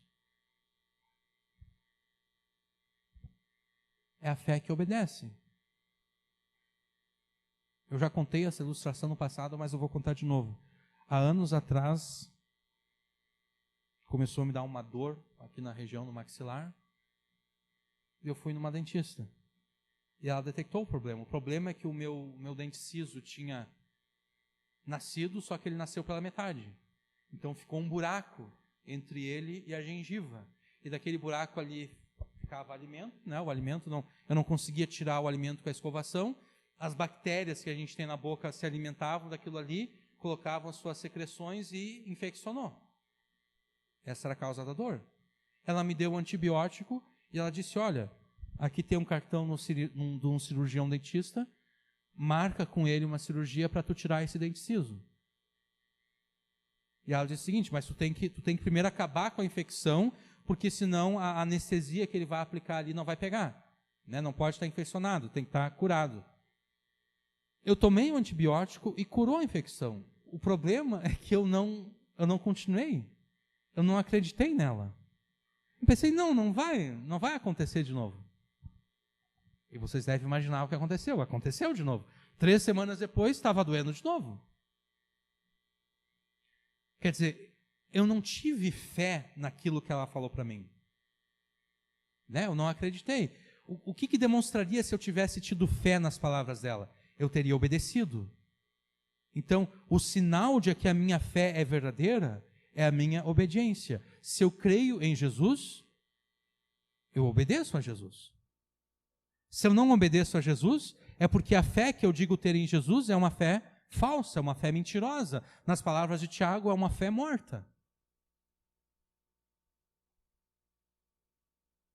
Então, o segredo para o crescimento espiritual não é segredo nenhum. É simplesmente crer em Jesus e obedecer a Jesus.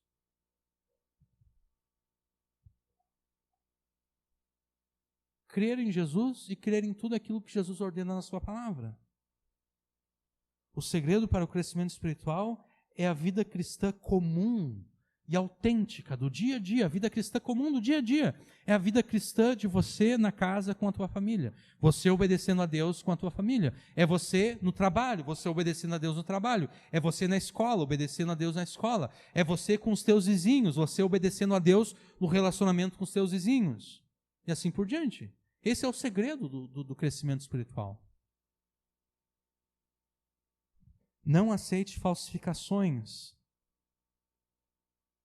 da vida cristã. Não aceite falsificações da verdadeira espiritualidade.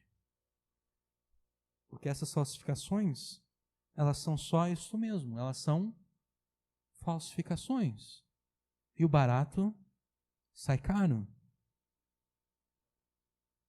Não permita que ninguém te separe de Cristo com espiritualidades falsificadas. Amém.